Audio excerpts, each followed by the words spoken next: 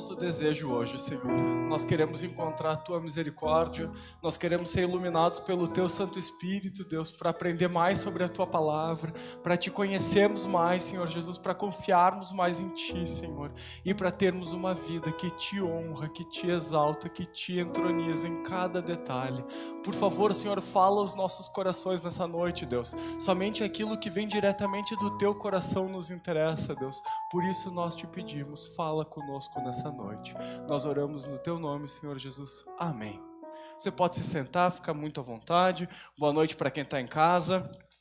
Muito obrigado, pessoal do louvor. Para quem não me conhece, meu nome é Felipe e eu sou pai de primeira viagem.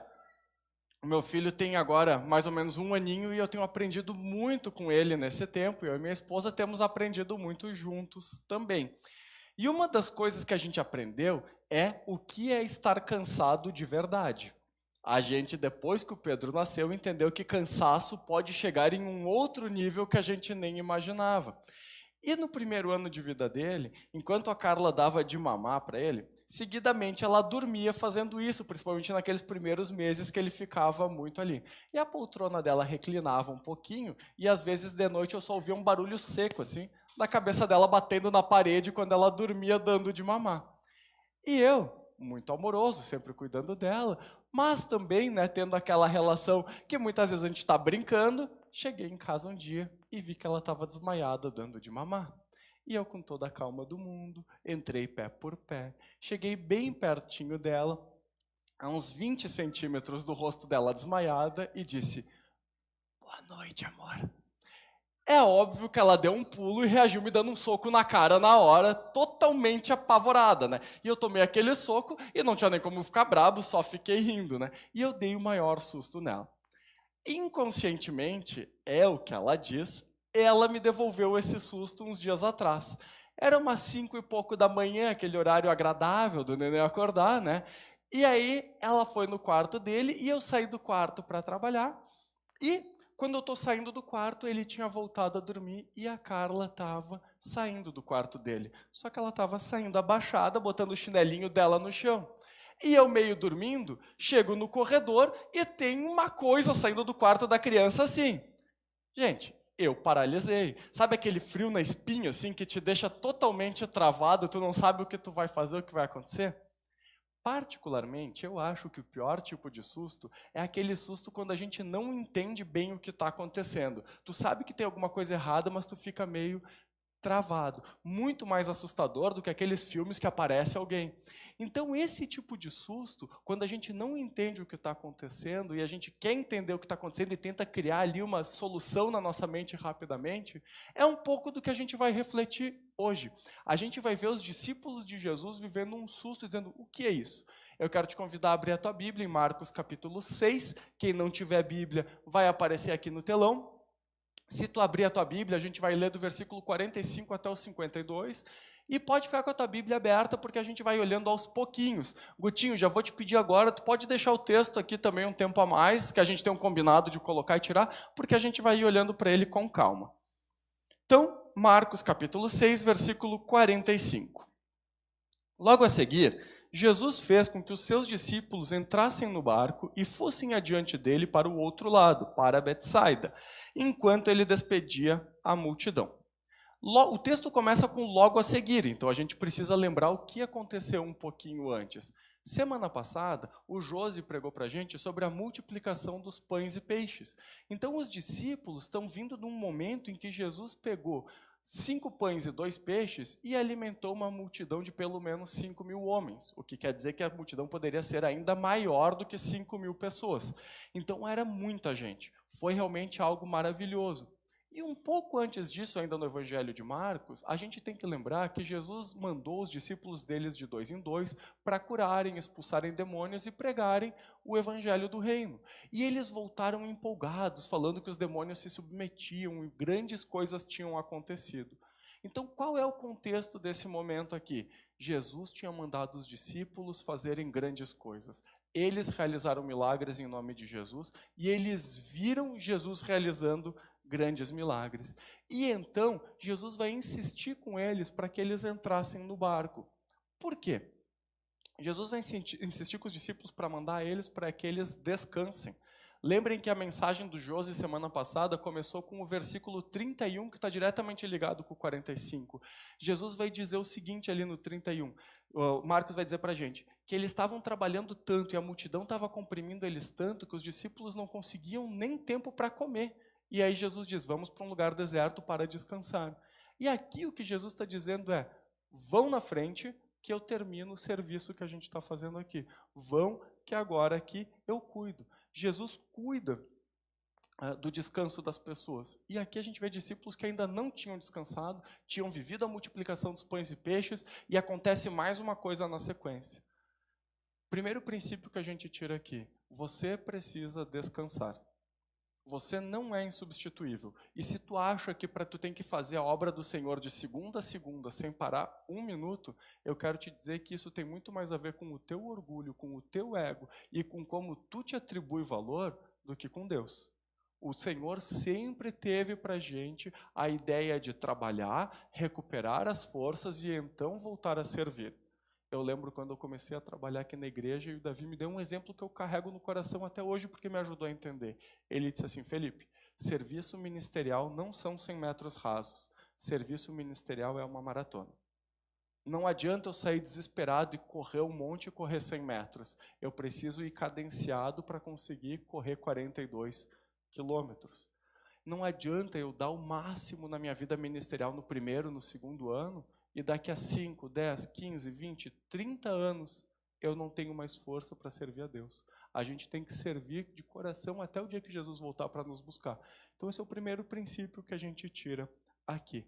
Então Jesus olha para eles e diz, vão indo. E aí o versículo 46 vai nos dizer, e tendo-os despedido, ele subiu ao monte para orar. Jesus tinha um hábito na sua vida que era tirar tempo de oração. Oração recompõe as nossas forças. Oração impede que a gente entre em exaustão. Oração tira a ansiedade, como Filipenses diz para a gente, não andem ansiosos, antes apresentem os seus pedidos a Deus. A oração nos ajuda a entender o que a gente está vivendo. Quantas vezes a gente ajoelha diante de Deus e enquanto a gente vai falando com Deus, a gente vai entendendo o que está acontecendo na nossa vida, a gente vai descansando na presença de Deus, a gente entende as intenções do nosso coração e a gente também entende aquilo que Deus quer falar com a gente. Oração cria intimidade com o Pai. Oração ajuda a gente a entender as situações da vida. Oração é fundamental. Por isso, a gente tem várias oportunidades da gente orar juntos como igreja. Nas quartas-feiras, a Vitória, o Mitch, outros irmãos têm se reunido aqui das 18h15 até as 19h15 para orar. Mas isso também precisa acontecer nas nossas reuniões familiares, nos nossos encontros com amigos, na nossa vida particular. Eu vejo pessoas querendo viver avivamento de Deus, querendo viver coisas extraordinárias com o Senhor. Todos os avivamentos da história foram marcados em um primeiro momento por arrependimento, confissão de pecados e busca por santidade, e logo depois por oração. Quer viver coisas grandes com Deus? Avalia o teu coração, vê se tem pecados a serem confessados e dobra o joelho. Se Jesus orava, se Jesus buscava o Pai para encontrar refrigério, fortalecimento, quanto mais eu e tu. Nós precisamos crescer em oração. E orar antes e depois de grandes coisas. Muitas vezes, diante dos desafios, a gente ora com uma fé como poucas vezes se viu. E aí Deus vem e responde, a gente esquece de orar agradecendo. A gente esquece de orar até orar. Essa é uma frase que eu gosto muito de um teólogo americano, que é ore até orar.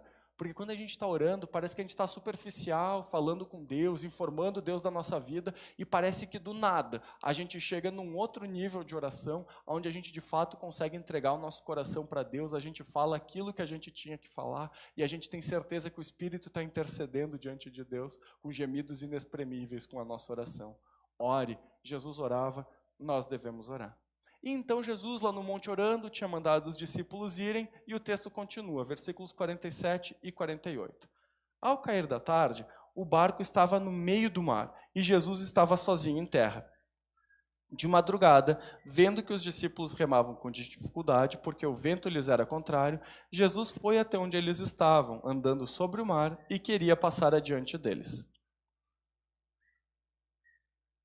Eu vou começar explicando esses versículos de trás para frente, porque se queria passar adiante deles, parece que Jesus queria passar sem falar com eles, tá?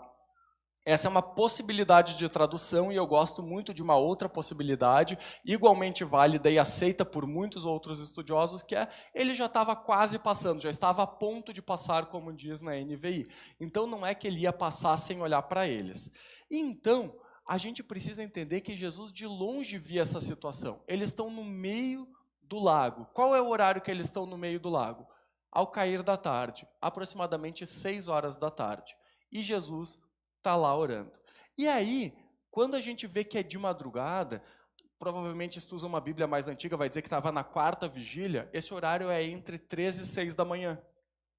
Ou seja, às 6 da tarde eles estavam no meio do lago e quase 6 da manhã, ou se quiserem ser mais generosos, mais tranquilos, às 3 da manhã, eles continuavam remando sem ter saído do lugar. 9 horas ali perdidos. E Jesus então vê essa situação.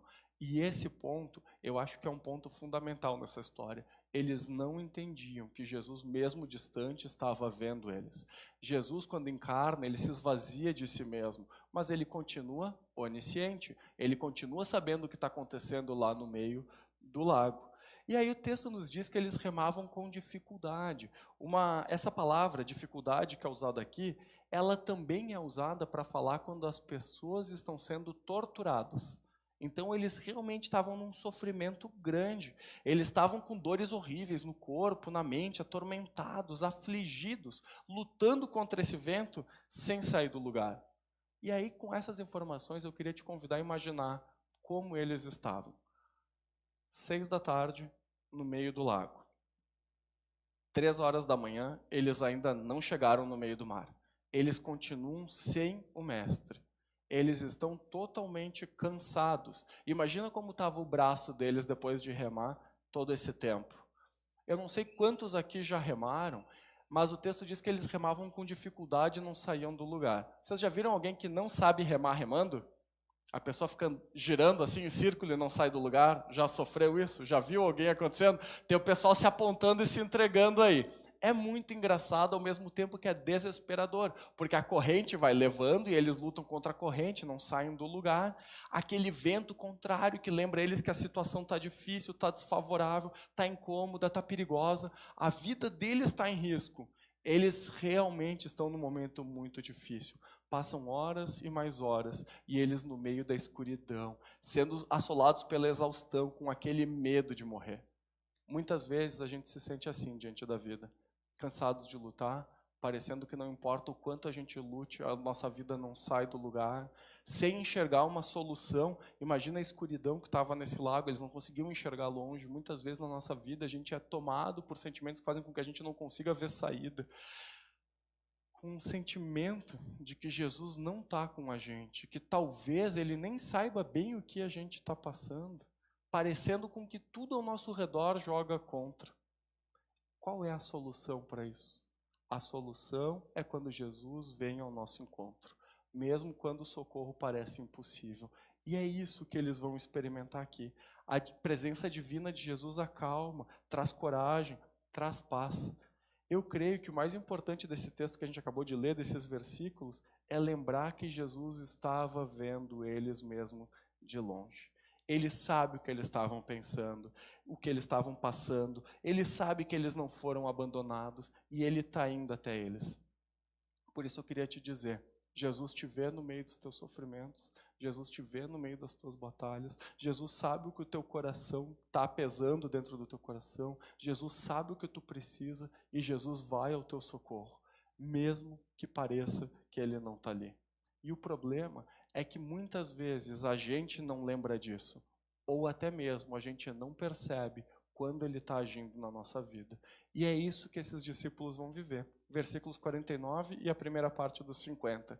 Eles, porém, vendo-o andar sobre o mar, pensaram tratar-se de um fantasma e gritaram, pois todos viram Jesus e ficaram apavorados. O centro desse texto é que Jesus realiza um milagre. Um milagre é quando Deus, pela ação extraordinária dele, faz coisas que não podem ser explicadas pelas leis da natureza ou pelas regras gerais. A ciência não consegue explicar. Jesus andou sobre as águas, eles estavam no meio do mar, não era um lugar raso. Jesus está vencendo uma lei da natureza que o próprio Deus criou ali. Por que Jesus realizava milagres? Por dois motivos. O primeiro motivo pelo qual Jesus realizava milagres era para provar a divindade dele. Para ele mostrar que ele era Deus, ele realizava esses milagres, esses acontecimentos extraordinários que não poderiam ser explicados pela racionalidade. O segundo motivo dos milagres de Jesus sempre foi para demonstrar amor e compaixão para as pessoas. Quantos milagres Jesus realizou para ele mesmo? Jesus transformou pedra em pão para ele mesmo? Não. Mas ele multiplicou pães para aqueles que estavam com fome. Então, os dois motivos pelos quais Jesus realizava milagres era para demonstrar sua divindade e para demonstrar amor pelas outras pessoas. E esse é o ponto mais relevante desse texto. Mas o medo deles, o medo desses discípulos, vai fazer com que o milagre divida espaço com essa reação apavorada. Eles olham e eles dizem, é um fantasma, e começam a gritar. A palavra que é usada aqui para fantasma não é a palavra que normalmente no Novo Testamento é usada para um espírito. A palavra fantasma aqui em grego é fantasma. Olha que loucura, né? Só que é com PH que escreve, mas era fantasma também. Eles estão falando que tem uma aparição, eles estão vendo ali um espírito que estava baseado na superstição daquele povo que achava que às vezes um espírito vinha e era um mau presságio, era sinal de desgraça, tinha um espírito das águas ali. Gente, que loucura, que coisa estranha. Eles olham e veem um fantasma, e então eles ficam apavorados e começam a gritar. Imagina a cena, um monte de discípulos adultos gritando, abraçadinhos dentro do barco. É uma cena surpreendente. É uma cena que no mínimo a gente olharia e diria, cara, o que eles estão fazendo? Por que eles estão gritando ali? E o texto diz que eles estavam apavorados, isso quer dizer que eles não tinham paz na sua mente, que eles estavam agitados, eles estavam preocupados. O espírito deles tinha sido tomado de medo, de temor, eles estavam ansiosos, angustiados. A mente deles não conseguia entender aquilo que eles estavam vivendo ali. Eu lembro que há uns anos atrás o Kripa pregou esse texto e ele falou uma frase que eu gostei muito, que é o que faz a gente ter que parar e olhar para esse texto de uma forma diferente. O que tinha acontecido logo antes deles entrarem nesse barco? Multiplicação dos pães e peixes. O que tinha acontecido antes disso? Milagres em nome de Jesus. Ou seja, Jesus fazendo milagres, eles já tinham visto e tinham visto muito. Fantasma eles nunca tinham visto. Então, por que eles olham e dizem, é um fantasma? Não faz nenhum sentido essa explicação. Mas, o que a gente olha para isso e entende é que o medo faz a gente interpretar a realidade de uma forma estranha. Quando uma pessoa é dominada pelo medo, ela não consegue mais olhar para a realidade como a realidade é. Ela fica com a mente confusa e ela acha explicações extremamente esquisitas para explicar aquelas coisas que ela não consegue compreender. A explicação mais simples, normalmente, é a explicação que é correta. Quando eles viram algo que eles não entendiam, o mais simples era eles pensarem, é Jesus? Eles já viram Jesus fazendo tantas coisas maravilhosas, eles já viram Jesus fazendo tantas coisas extraordinárias, mas a mente deles, dominada pelo medo da morte, dominada pelaquela falta de segurança naquele momento, leva eles para uma explicação absurda. E hoje em dia isso parece que continua acontecendo. As pessoas criam as teorias mais loucas possíveis quando elas são dominadas pelo medo. E elas não conseguem entender, muitas vezes, que é Jesus que está agindo na vida delas. O medo sempre leva as pessoas para longe de Deus. O que Adão faz logo depois de pecar? Fica com medo e se esconde de Deus. O medo faz as pessoas irem para longe do Senhor. O medo faz a humanidade criar suas próprias explicações para aquilo que ela não entende. O medo faz a humanidade criar meios para tentar controlar os seus terrores como que se não precisasse de Deus. Porque se eu encontro uma outra explicação para isso, eu não preciso me aproximar de Deus. Se os discípulos entendessem que era Jesus e não um fantasma, eles iam ter que confiar mais em Deus. E eles iam ter, sim, que entender que Deus era maior do que o que eles poderiam entender e explicar naquele momento.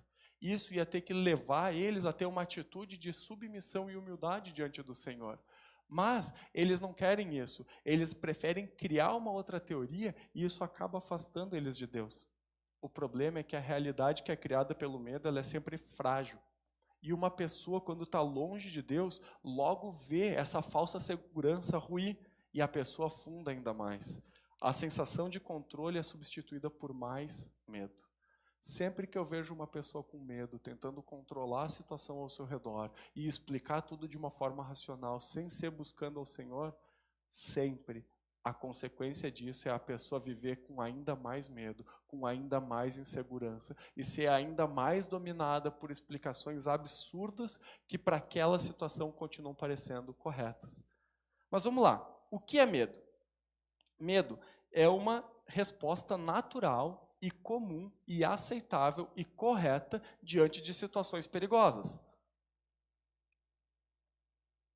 Quem aqui conhece o Pedro e a Tere? Pedro é um queridão, a Tere é uma queridona, o Pedro é um cara super engraçado. Quem já foi na casa do Pedro e da Tere? Eles têm um cachorrinho. O cachorrinho deles chama Geleia. Vocês sabem de que raça que é o Geleia do Pedro e da Tere? É um pitbull que tem músculo até nos dentes. Gente, quando eu olho para aquele cachorro, a minha reação natural é ter medo. Por quê? Porque sim existe um perigo ali envolvido. Então o medo, ele é uma reação natural diante de situações que são perigosas. O problema é quando o medo domina a gente. O que é coragem? Coragem é eu ter medo e enfrentar o meu medo. Se eu não tenho medo, eu não preciso de coragem. Se em vez de um pitbull eles tivessem um porquinho da Índia, eu não precisaria de coragem para entrar na casa deles. Porque eu não tenho medo, eu não tenho que enfrentar aquilo. E muitas vezes as pessoas pensam, não, falta de medo, coragem é falta de medo. Eu sempre digo, não, falta de medo se chama loucura. Não é coragem, tá, gente? Quando uma pessoa está diante de uma situação muito arriscada e ela não tem medo, ela também não está olhando para a realidade como a realidade de fato é. Então o medo, ele é um mecanismo sim de autoproteção. Quando a gente sente medo, a gente procura se proteger. A gente procura entender o que está acontecendo ao nosso redor. Como, por exemplo, no dia que a Carla me assustou sem querer, segundo ela. Eu paro com aquela aparição no corredor e eu tento entender o que está ali acontecendo. E claro, quando a gente sente medo, a gente tenta se proteger. Por isso que o nosso corpo, naquele primeiro susto, já fica todo firme e pronto para sair correndo, né, gente? Tem gente que acha que é para reagir atacando, não é, tá? O nosso corpo ele se prepara, é para sair correndo. Então, o medo não é em si ruim. O problema é quando o medo não deixa a pessoa interpretar a realidade. Vou dar um exemplo para vocês. O meu filhinho, como eu falei para vocês, eu estou muito impactado ainda com isso. Ele tem uma câmera em cima do berço dele para que a gente ouça ele chorando durante a noite. Qualquer coisa a gente vai lá e atende ele. O problema é que ele começou a ter medo daquela câmera. Porque ele tem medo de qualquer objeto que faça barulhos. E a câmera que a gente comprou, ela é made in China, e como ela é made in China, ela tem uma voz em português, que provavelmente era de alguém que não sabia falar muito bem espanhol, falou em português. Então, quando cai a internet da câmera e volta a internet para a câmera grita muito alto pelo alto-falante. A câmera está pronta. E aquele guri se pela de medo dessa frase. Tanto, eu vou confessar agora aqui, tá? Quando ele estava indo mexer em alguma coisa que ele não devia, eu gritava de longe. A câmera está pronta. Daí ele virava todo apavorado, assim, ficava desesperado. Qual é o problema? Eu não quero que o meu filho tenha medo de algo que está em cima da cama dele o tempo todo. Eu não quero que ele acorde de manhã ou de noite, olhe para aquilo e fique assustado. E, de acordo com uma observação, com uma análise da realidade do mundo, ele não tem que ter medo daquela câmera. Então, eu ajudei ele a ter coragem e enfrentar o seu medo da câmera. Como? Levando ele para perto da câmera. É óbvio que ele parecia uma cobra se enrolando no meu pescoço e tentando fugir. Aí eu tirei a câmera, levei na mão dele, deixei ele cutucar. Daí, sabe como é bebê, né? Ele fala, E logo ele começa a bater com aquela mão de destruidor que o Senhor deu para ele, né? Pronto para quebrar tudo. Aí eu disse, pronto, venceu o medo. Fui lá e liguei a câmera, falou, a câmera está pronta. O guri se apavorou de novo. fomos de novo ali num processo. Então o problema é quando o medo impede a gente de ir lá e cutucar a câmera. Ou seja, o problema é quando o medo impede a gente de entender que é só uma câmera. E a gente está rindo dele, e claro, é engraçado, mas quantas vezes na nossa vida a gente fica com tanto medo de uma situação que a gente acaba fugindo daquela situação, a gente fica paralisado e a gente não consegue mais interpretar a realidade porque o medo tomou conta e se tornou o óculos com o qual a gente está olhando para tudo ao nosso redor. O problema do medo é quando ele é intenso e ele domina a compreensão. E a pessoa não consegue mais nem ter iniciativas, até isso é atrapalhado na vida dela. Uma das principais causas do medo é falta de informação. O Pedro não tem a informação de que é só uma câmera. Agora ele está mais tranquilo. Tivemos já outros inimigos a vencer. Ele ganhou um livrinho daqueles que faz barulho dos bichinhos. No primeiro dia ele ficou apavorado, agora ele já adora brincar com aquilo. Mas quando a pessoa não tem informações, ela acaba se tornando suscetível a acreditar em qualquer teoria conspiratória maluca criada pelo medo. Querem um exemplo disso? Eleições de 2018.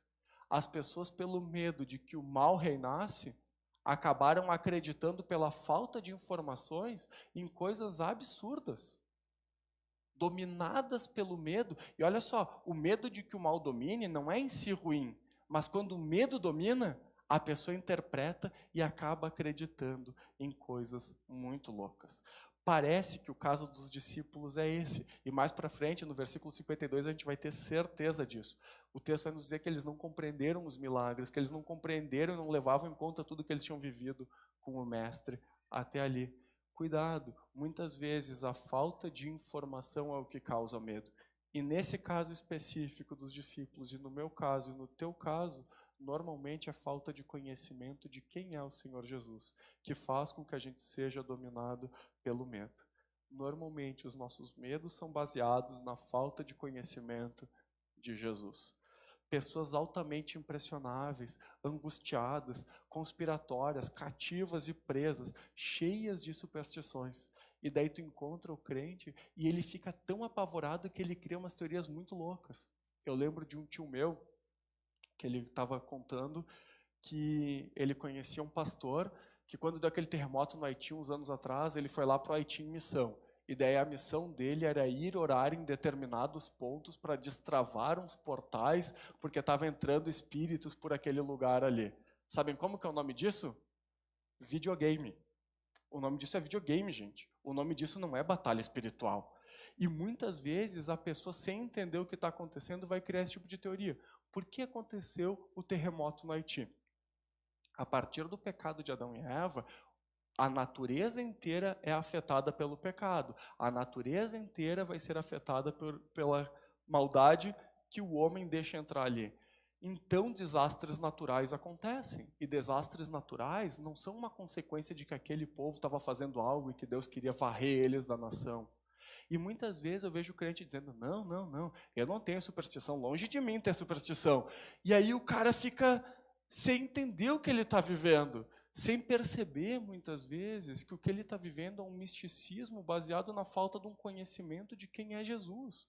Jesus é poderoso, Jesus sim vai salvar, Jesus pode cuidar. E veja bem, se o teu medo de alguma maneira está te dominando, talvez tu precise de ajuda especializada. Talvez tu precise de um aconselhamento espiritual. Talvez tu precise ouvir os teus amigos que vão te dizer, olha, a forma como tu está olhando para o mundo não é exatamente assim que o mundo é.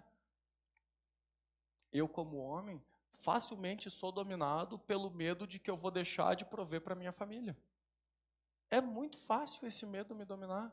É muito fácil. E aí eu começo a interpretar o mundo a partir dessa preocupação. Vamos lá, eu querer cuidar da minha família, tá certo? Tá. Eu ser dominado por isso e ter várias ações que são reflexo desse medo não tá certo. É um problema. A Bíblia diz que o verdadeiro amor lança fora todo medo. Se nós sabemos que Deus é amor, quanto mais eu conheço Jesus, menos o medo me domina. Mais a presença de Jesus em mim vai lançando fora esse medo, vai tirando da minha alma. Mas como a gente reage nos momentos de dificuldade é o que realmente vai demonstrar o quanto a gente conhece e o quanto a gente confia em Jesus. É somente em situações como essa que os discípulos viveram, que a gente de fato vai mostrar no que a gente crê, quanto a gente conhece, quanto a gente confia em Jesus. A minha primeira reação, quando eu passo por um momento de dificuldade, um momento que eu não entendo, é me sentir abandonado. Sim, isso vem da forma como fui criado, meu pai me amava, mas era um pai ausente, não me ajudou em muitos momentos. Então, sempre que eu passo por uma dificuldade, a primeira coisa que eu sinto é, Deus não está comigo. E isso acaba muitas vezes me dominando e me gerando medo de ter que enfrentar tudo sozinho. Talvez tu te sinta injustiçado, injustiçada, e tu pensa, eu tenho medo de que a injustiça me domine. E qual é o problema de eu me dominar pelo medo da injustiça? Eu vou eu mesmo tentar me defender. E aí eu acabo lutando com as pessoas ao meu redor. Em vez de eu entender que aqueles que têm fome e sede de justiça serão saciados pelo Senhor. Eu não preciso me defender, eu não preciso lutar.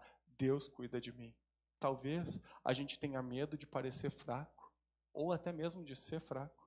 Talvez, diante do medo, tu possa ter até mesmo prazer, porque a tua autoimagem foi tão detonada, foi tão determinada pelo medo, que tu pensa o seguinte, eu sou uma porcaria mesmo, é isso que eu mereço, eu tenho que viver desse jeito mesmo, e a pessoa acaba tendo prazer diante do medo de que a vida não vai ser boa.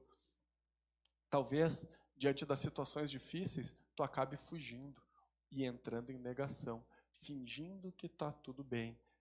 E aí, muitas vezes, eu vejo pessoas cortando relações para tentarem manter o controle e não terem que entender que, diante das suas dificuldades, o medo não deve dominar, mas o Senhor deve reinar sobre as suas próprias dores.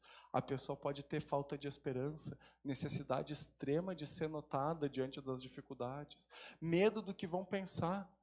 Medo de não se defender, tem que explicar tudo, tem que esconder suas dificuldades, porque afinal as pessoas não podem ver que eu tenho dificuldades. Cuidado com como tu reage diante das dificuldades. Quando eu estou diante das minhas dificuldades e eu sou chamado a Deus a continuar confiando nele, porque eu vou ter medo que os outros entendam que eu tenho dificuldades? De mostrar minha fraqueza. Alguém aqui não tem fraqueza ou dificuldades? É absurdo, mas o medo faz a gente achar que diante das dificuldades a gente tem que parecer forte, ou que eu sou um coitadinho que não tenho força para ir adiante. A Bíblia nos diz que com Deus que Deus nos deu tudo o que nós precisamos para a vida e para a piedade. Não sobreveio a vocês tentação que não fosse comum aos homens, e Deus é fiel, Ele não permitirá que vocês sejam tentados além daquilo que podem suportar. Porém, quando forem tentados, Ele mesmo lhes providenciará um escape. Deus não vai deixar a gente enfrentar uma situação em que Ele mesmo não nos dê a força para que a gente enfrente as nossas dificuldades. Por isso, é muito importante a gente sempre avaliar como a gente se sente diante das nossas dificuldades. Nas minhas dificuldades, eu me ajoelho, como a gente cantou aqui antes, aos pés da cruz, busco em Deus a força, mesmo quando eu choro, mesmo quando está difícil, ou eu deixo o medo me dominar, e eu digo, Deus, dá licença, deixa que aqui eu resolvo, deixa que aqui eu vou à frente. Diante das dificuldades, muitas vezes na minha vida, vinha uma voz que soprava e dizia o seguinte, viu, tudo vai dar errado, tudo vai dar errado, tudo vai afundar, o barco vai afundar. E esse medo, muitas vezes, me fez não lutar batalhas que Deus queria que eu lutasse. Esse medo e essa certeza de que coisas vão dar errado, muitas vezes me fizeram fugir de Deus e não depender de Deus no meio daquelas circunstâncias. Por isso eu quero te dizer, diante das dificuldades, não seja dominado, não seja dominada pelo medo. Levanta os olhos, o teu Redentor vive. Jesus não está com o braço encolhido, Ele está com a mão esticada para cuidar de todos aqueles que buscarem Ele, que se jogarem para Ele. Levanta os olhos para o Senhor. Já que eu estou falando em medo, né? Eu não sei quantos aqui como eu, durante ali o início da adolescência, 11, 12 anos, liam o livro de Apocalipse como que se fosse assistir um filme de terror. Alguém quer confessar? Que ficava lendo em casa, embaixo das cobertas, morrendo de medo depois do que ia acontecer ali? Isso é interpretar o livro de Apocalipse pelo medo. Qual é a mensagem do livro de Apocalipse real? Jesus vence. A igreja estava sendo extremamente perseguida, e João escreve para aquela igreja dizendo, no final Jesus vence. Calma, no final toda lágrima vai ser enxugada, e no final Jesus é vitorioso. Mas muitas vezes o medo faz a gente até interpretar a Bíblia com medo, e fica apavorado diante daquilo ali. Jesus vence no final. E aí, a gente pensa no texto aqui dos discípulos e a gente vê eles apavorados no meio do mar, desesperados, sem saber para onde ir, interpretando a realidade pelo medo, em vez de olhar e dizer, é Jesus, Jesus está fazendo mais um milagre, isso é óbvio. Não, eles se abraçam e começam a gritar lá no meio, dizendo, é fantasma, é fantasma. E se eles estavam com medo quando eles viram o fantasma, imaginem nesse próximo versículo aqui, a segunda parte do versículo 50. Mas Jesus imediatamente falou com eles e disse, coragem, sou eu, não tenham medo. Gente, se eles estavam com medo de ver um fantasma, imagina quando o fantasma fala com eles.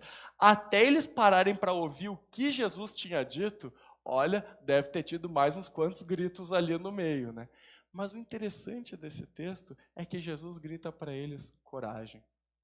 Jesus não diz para eles que o medo deles está errado. Jesus diz, enfrentem esse medo. E mais, Jesus dá um motivo para eles enfrentarem esse medo deles, que é, sou eu.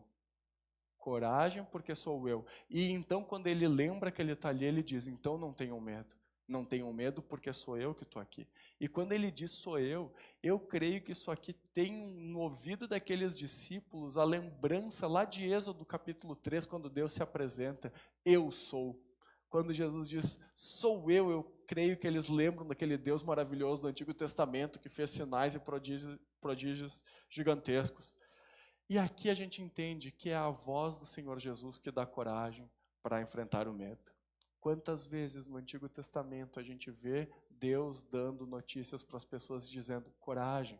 Quando Deus chama Abrão, capítulo 15, coragem. Quando Agar tem que fugir, o Senhor encontra ela lá no capítulo 21 de Gênesis e diz, coragem. Quando Deus vai falar com Isaac, lá no capítulo 26, ele diz, coragem, Isaac, eu, seu Deus, estou contigo. Quando Josué vai assumir como líder depois de Moisés, Deus, o povo, vão chegar em Josué e vão dizer, seja forte e corajoso, o Senhor é contigo. Quando a gente pensa no Novo Testamento, muitas vezes, também no Antigo Testamento, a gente cria ilusões sobre as pessoas que estão ali na Bíblia, né? Por exemplo, o apóstolo Paulo, ele tinha medo muitas vezes de pregar o Evangelho. Como eu sei disso? Ele diz assim nas cartas dele, orem por mim para que eu pregue corajosamente a palavra. Por que alguém pede coragem?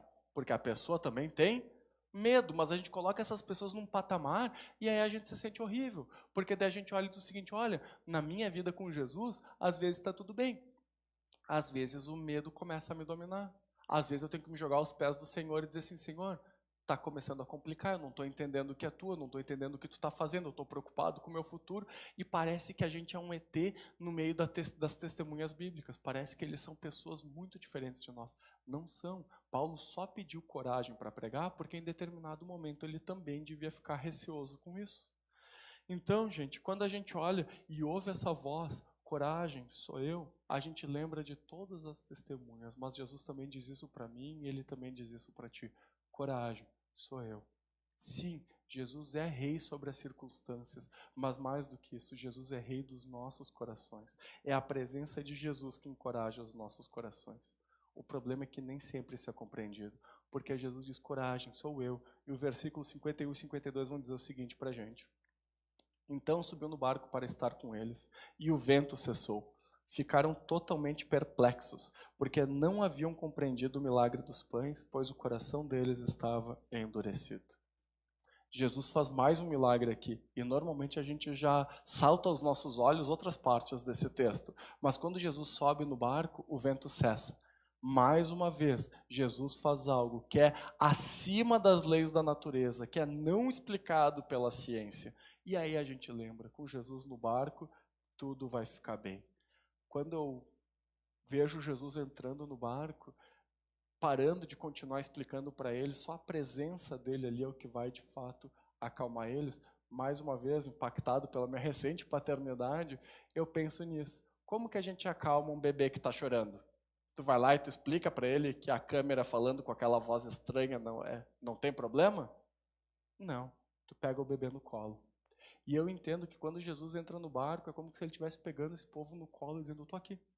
Porque só a presença dele ali está acalmando. Quem é mãe sabe.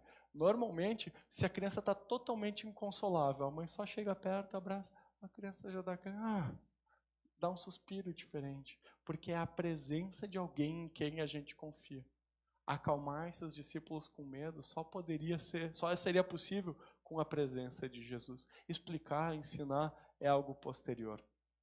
Marcos vai contar para a gente que eles não entenderam bem o que tinha acontecido, que eles não tinham entendido o milagre, e isso é algo muito triste. Eles ficaram atônitos, mas no sentido de ficar paralisados, perdidos. Eles ficam, o que está acontecendo aqui? E eles continuam sem entender. Eles não tinham entendido o milagre dos pães, assim como todos os outros momentos maravilhosos que eles tinham vivido com Jesus até ali, porque eles ainda não confiavam em Jesus completamente. Eles não tinham percepção do que estava acontecendo ali.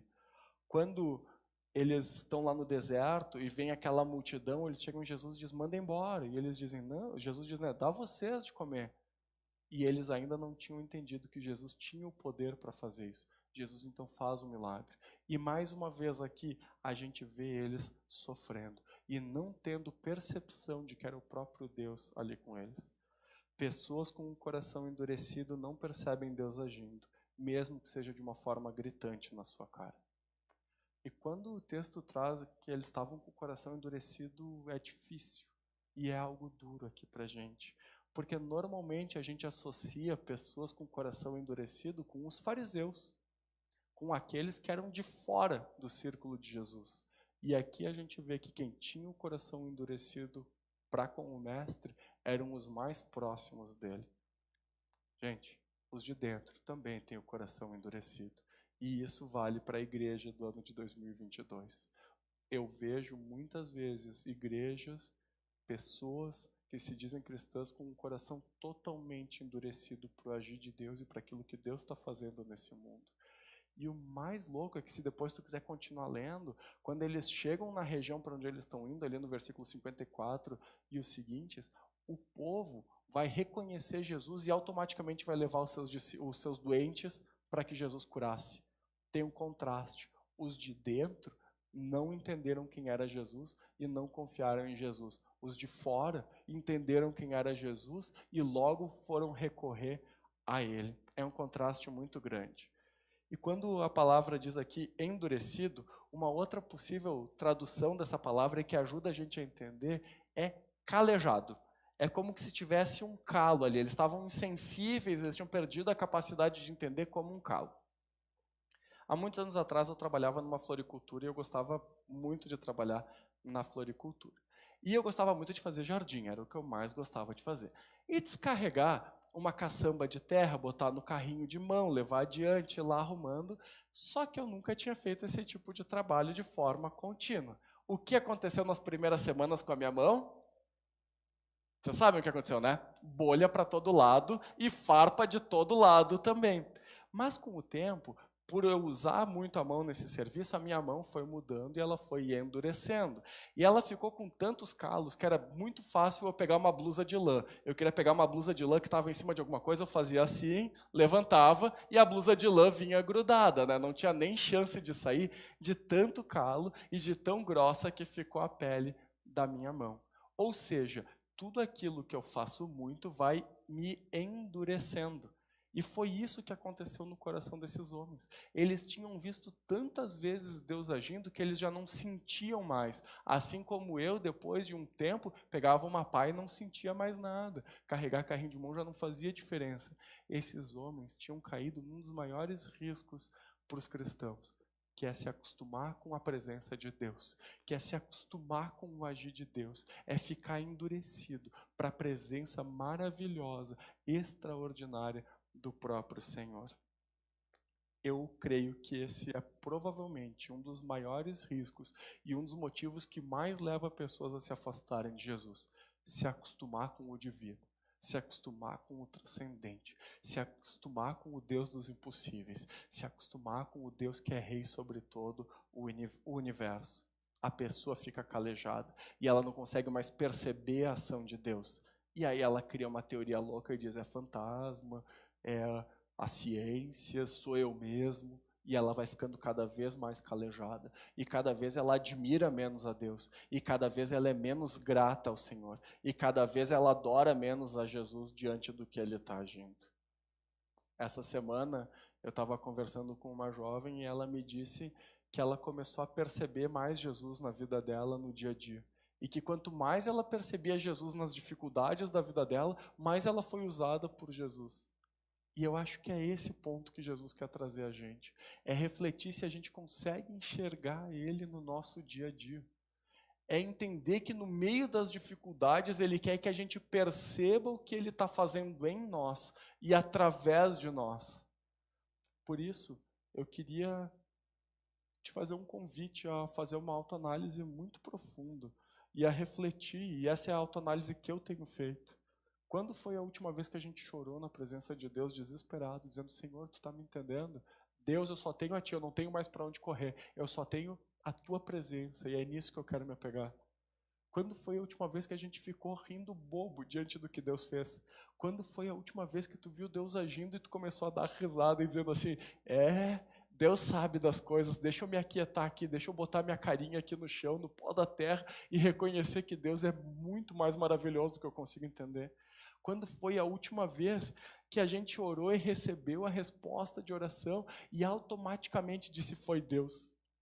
Cada vez que eu vou fazer o Pedro dormir, eu oro com mais fé do que em qualquer outro momento da minha vida, tá, gente? Porque quando ele vai dormir, ele acorda em torno das 5 da manhã. Quando eu começo a cuidar ele de manhã, já está todo mundo exausto lá em casa. Eu quero que ele cochile um pouquinho. E aí eu oro com toda a fé que eu tenho mais um pouco, dizendo, Senhor, faz essa criança dormir. E que ela durma pelo menos 1 hora, Deus. Pelo menos 1 horinha. Se chegar em 2, Jesus, Tu é maravilhoso. E quantas vezes depois disso a gente esquece de que Deus agiu ali naquela hora, numa coisa muito profunda e ao mesmo tempo muito simples. Gente, quando a gente acalma o nosso coração na presença de Deus e deixa a nossa razão descansar na nossa relação com Ele, a gente começa a perceber Ele cada vez mais. Quando foi a última vez que tu teve que olhar para a situação ao teu redor e dizer o seguinte, racionalidade, descanse na presença do Senhor. Racionalidade, dorme que nem um bebê na fé. Acalma o teu coração.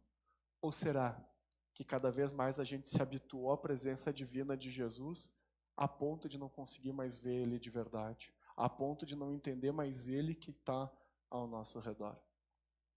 Marcos, quando escreveu essa passagem, esperava que os leitores, diferente desses discípulos, entendessem a grandeza de Jesus, entendessem que Jesus age e confiassem no Senhor. Quando Marcos escreve isso, ele espera que os seus leitores consigam compreender a realidade como ela é, que Jesus é rei, que Jesus é rei sobre a criação, sobre nós, sobre as nossas dores, sobre os nossos medos, sobre as nossas dúvidas, sobre tudo que existe. A ideia de Marcos era que a gente pudesse aprender com homens que em determinado momento não conseguiram perceber Jesus na vida deles, para que a gente possa perceber Jesus. E isso é um presente maravilhoso. Por isso, de tudo que eu falei hoje, eu queria te desafiar a aplicar isso de 2 maneiras. A primeira delas é percebendo o agir de Jesus. E a segunda delas é confiando nele. Jesus é rei sobre as circunstâncias. Perceba Ele na tua vida e confie nele. Jesus podia acalmar a tempestade, mas Jesus é muito mais interessado em mudar a gente diante das circunstâncias do que mudar as circunstâncias. Normalmente a nossa oração é, Deus, muda isso que eu não estou conseguindo lidar, destrava isso na minha vida, arruma aquilo outro. Quando muitas vezes a nossa oração tinha que ser, Senhor, muda o meu coração diante dessa dificuldade e me ajuda a perceber o que Tu está fazendo aqui. Essa tem sido a minha oração. Senhor, deixa eu perceber o que Tu está fazendo. Eu quero entender se vem de Ti. Quando eu visito outras igrejas com costumes diferentes e práticas diferentes e uma forma de cultuar diferente, a minha oração é: Senhor, eu quero perceber aquilo que vem de Ti. Não deixa eu perder nada do que vem do Teu coração. Aquilo que não vem de Ti, tira da minha mente, Senhor, mas eu não quero deixar de ver o Teu agir aqui. Porque muitas vezes a gente espera Deus nas coisas gigantescas e a gente não percebe Deus do nosso lado o tempo todo dizendo: coragem, eu estou contigo. Coragem, eu estou contigo. Por isso, mais uma vez eu digo, Jesus é sim rei sobre as circunstâncias. Perceba Ele agindo na tua vida através das circunstâncias e confie nele. Você não está desamparado, você não está desamparada, você não foi abandonado, você não foi abandonado. Confia. O medo não precisa te dominar. O medo não é a forma correta de te fazer interpretar a vida. A forma de interpretar a vida é olhar para ela como Jesus olharia, com os olhos do Senhor, e ser como Ele em cada circunstância. O teu barco não vai afundar se Jesus estiver no barco contigo. Por isso, não tenha medo de ficar sem forças, de achar que não dá mais. Muitas pessoas desistem pela falta de força sem entender que com Jesus no barco nunca vai faltar força. Jesus está contigo. Enquanto a gente canta essa música, eu queria te convidar, aí onde tu está sentado, talvez na tua casa, a refletir. Se tem áreas na tua vida em que o medo tomou conta. Se tem alguma área na tua vida que por vários motivos, ou por um motivo, ou talvez tu nem saiba o motivo, que tu tenha interpretado a partir da preocupação e do medo. E que tu entregue isso para Deus. Eu queria te convidar a pensar que se tu te sente sozinho, sozinha, no meio das batalhas da tua vida, o Senhor está contigo. Não importa para onde a gente vá, a presença do Senhor está ali. Se eu tentar fugir do Senhor, como diz o Salmo 39, e for com as asas da alvorada e morar na extremidade do mar, ou fizer a minha cama na sepultura, ainda ali a mão direita do Senhor vai me guiar e vai me suster. Quando eu fui formado e entretecido como nas profundezas da terra, no ventre da minha mãe, o Senhor ainda estava ali, fazendo uma obra especial e admirável, fazendo uma obra maravilhosa que era eu e que era tu. Tenha certeza que antes mesmo da palavra te chegar na boca, o Senhor já conhece muito bem. Ele sabe quando a gente senta e quando a gente levanta, quando a gente trabalha e quando a gente descansa. O Senhor conhece as tuas dores. Mesmo que tu te sinta remando sozinho e sozinha no meio do lago, o Senhor está te vendo e Ele vai cuidar de ti. Por isso, enquanto a gente canta essa música, reflete nisso, entrega isso para o Senhor. Lá onde tu acha que o Senhor não está agindo, lá Ele está agindo.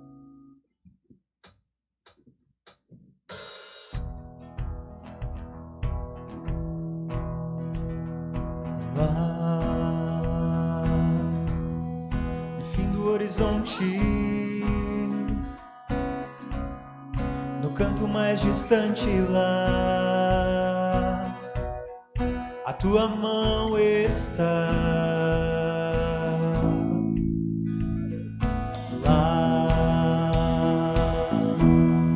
acima do universo, nas linhas de um verso lá, a tua mão está. Se eu for ao céu ou ao mais profundo do mar, ali tua mão está, ali tua mão está. Nem sempre posso ver, mas além do meu olhar, a tua mão está,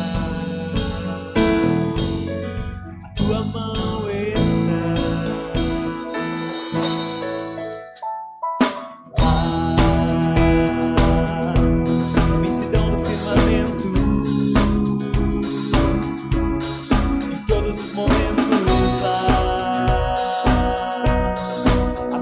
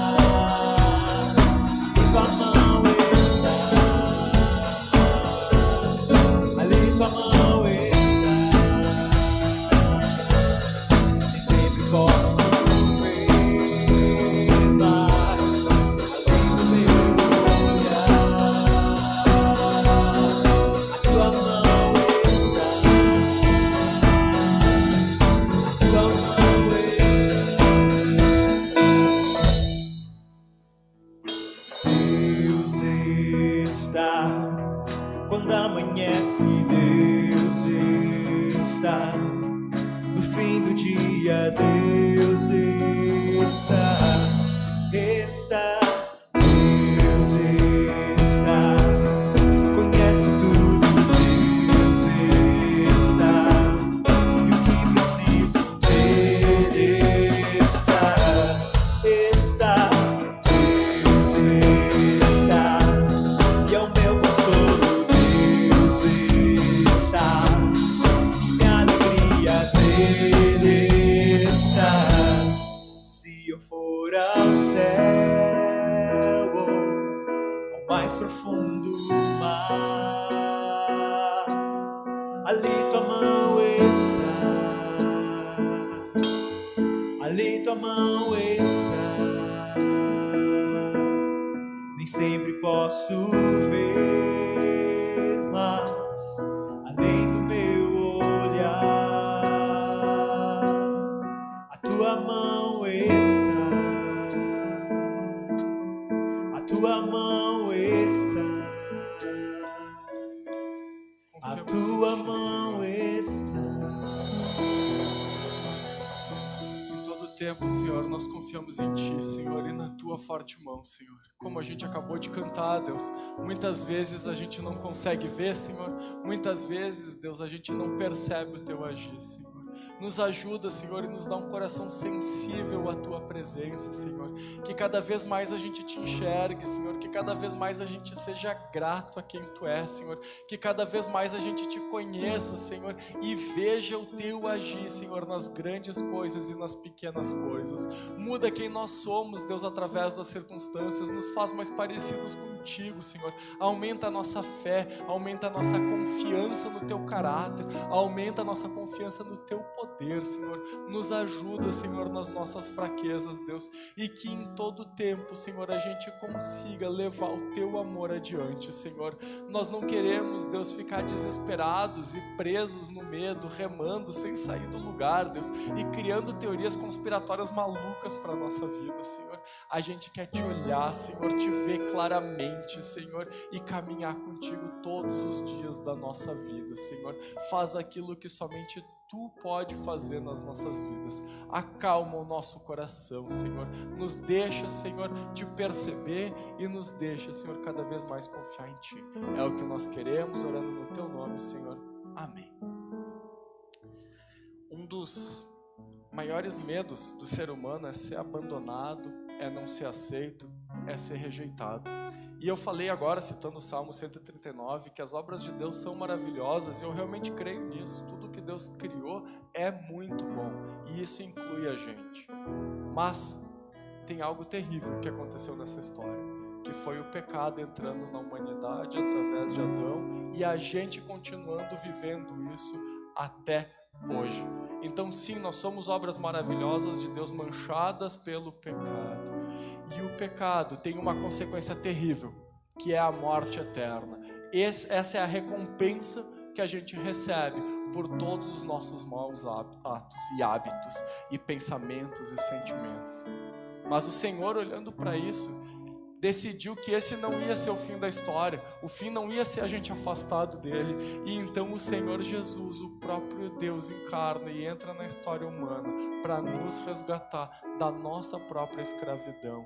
Ele entra para receber o castigo que nos era merecido, para que pelas pisaduras dele a gente fosse sarado. Pela nossa transgressão ele foi morto, e não por ele ter cometido erro.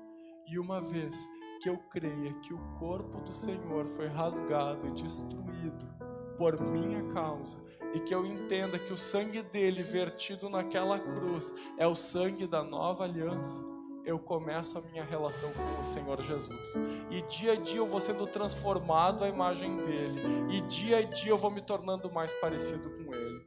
Ser salvo, se converter, ir para o céu, é crer que tu e eu e todas as pessoas ao nosso redor são pecadoras, e o pecado nos separou do Senhor, mas que Jesus morre no nosso lugar, demonstrando o amor dele, quando nada de bom habitava em nós, quando a gente ainda estava morto nas nossas transgressões e pecados. E é isso que a gente celebra aqui hoje na ceia do Senhor. Jesus, na noite em que ele foi traído, tomou o pão e disse: façam isso em memória de mim. Cada vez que vocês celebrarem a ceia, vocês precisam lembrar aquilo que eu fiz por vocês na cruz. Lembrem que o meu corpo foi entregue. Lembrem que o meu sangue foi derramado para que vocês sejam salvos. Mas Jesus continuou, e essa é uma das partes mais maravilhosas da ceia, porque além de um memorial, ela também é um anúncio do futuro. Façam isso até o dia em que a gente vai beber do novo vinho com Ele. Por isso, quando a gente celebra a ceia, a gente é chamado a lembrar do que Jesus fez nas nossas vidas, da forma como Ele nos salvou, mas também é uma declaração pública da nossa fé de que um dia Ele vem nos buscar e que tudo que aqui ainda não se ajeitou vai ter passado, que toda lágrima vai ser enxugada e que toda dor vai ser curada. Nós fomos salvos no momento em que nós cremos, e a gente continua sendo salvo do poder do pecado na nossa vida dia a dia, lutando por santidade, vivendo uma vida em arrependimento que demonstre que a gente crê no que Jesus fez. Mas finalmente, no dia que Ele voltar para nos buscar, a gente vai ser salvo da presença do pecado. E muitas pessoas, quando pensam na ceia, em vez de pensarem na obra de Cristo, pensam somente no seu pecado, porque Paulo vai dizer que ninguém participe indignamente. E a ideia de participar indignamente, sem discernir o corpo e o sangue, é participar da ceia sem entender o que Jesus fez naquela cruz. Então, quem pode e deve participar da ceia? Quem entende o que Jesus fez naquela cruz. E aí Paulo continua e diz: examine-se o homem a si mesmo e então tome dos elementos da ceia. O dia de ceia, sim, é um dia de autoanálise, é um dia de olhar para dentro, é um dia de entender onde é que a gente pode estar sendo dominado pelo medo, mas é um dia de mais do que olhar para dentro, olhar para o alto e declarar para o Senhor: eu continuo confiando em Ti. Nós não nos aproximamos da ceia, da mesa do Senhor, porque a gente é digno pelos nossos atos. Se a gente não pecou nessa semana, ou se a gente não pecou no dia de hoje, a gente se aproxima da mesa da ceia, porque o Senhor Jesus comprou o nosso lugar com o sangue dele ali. Eu queria convidar a igreja e quem está em casa também a celebrar a ceia com a gente hoje, lembrando o que Jesus já fez e anunciando que um dia Ele voltará. Muitas pessoas acham que ceia é só para quem é batizado, ou é só para quem é membro da igreja, ou daquela determinada igreja. Queridos, a ceia é para quem crê no Senhor Jesus. Por isso, se aproxime do Senhor com ousadia, não com uma coragem e uma ousadia louca e inconsequente, mas com a coragem de que Jesus foi quem comprou o teu lugar aqui. Eu queria convidar vocês a virem pelos corredores do meio, enquanto a gente canta essa próxima música, voltarem pelos corredores laterais e esperarem para juntos a gente celebrar a ceia do Senhor. Queremos o Teu nome engrandecer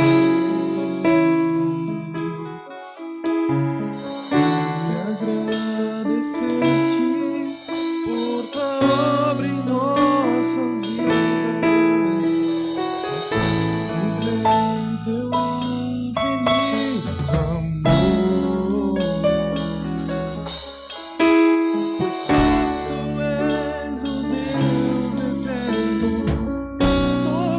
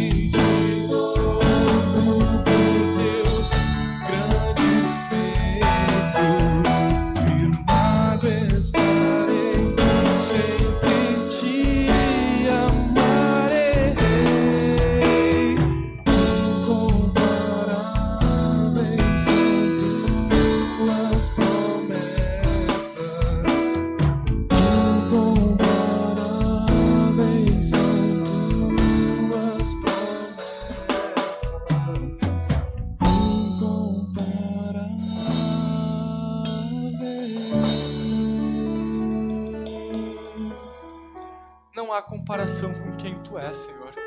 Tu nos salvar, Senhor, e demonstrar o Teu amor, Senhor, quando a gente ainda era pecador, Senhor. Tu nos lavar, Senhor, nos regenerar, Senhor, nos fazer novas criaturas, Deus. Nada disso tem comparação, Senhor. Tu fazer isso através da morte do Teu próprio Filho, Senhor. É algo maravilhoso demais que a nossa mente continua buscando entender, Senhor. E cada vez mais a gente é levado, Senhor, a nos ajoelhar na Tua presença, Senhor. E reconhecer que Tu é maravilhoso, Deus. Se a gente passasse o resto da nossa vida tentando imaginar um Deus maravilhoso, ainda assim a gente não chegaria nem perto de quem Tu és, Senhor. Cada vez mais, Senhor, que a gente se aproxima, quanto mais a gente Te conhece, Senhor, mais a gente se alegra, Senhor, mais a gente canta com toda a criação, mais a gente entende, Senhor, que o mar canta sobre o Teu poder, Senhor, que cada detalhe na criação aponta para o Teu poder, para a Tua criatividade, para a Tua graça, Senhor. Muito obrigado por aquilo que Tu fez na cruz, para nos reconciliar contigo. Muito obrigado, Senhor, porque foi a Tua morte que nos trouxe paz. Nos leva, Senhor, a todos os dias perceber o Teu agir nas nossas vidas, Deus. Nos leva todos os dias a confiar em Ti, Senhor, e viver uma vida que dê frutos de arrependimento, que leve em conta, Senhor, aquilo que Tu fez, Deus, que aponte para Ti. Hoje, como igreja, Senhor, nós comemoramos aquilo que Tu fez, Senhor, nós relembramos aquilo que Tu fez, Senhor, e nós celebramos a certeza de que um dia Tu volta para nos buscar. Muito obrigado. É no Teu nome que nós oramos, Senhor, e participamos da ceia. Amém.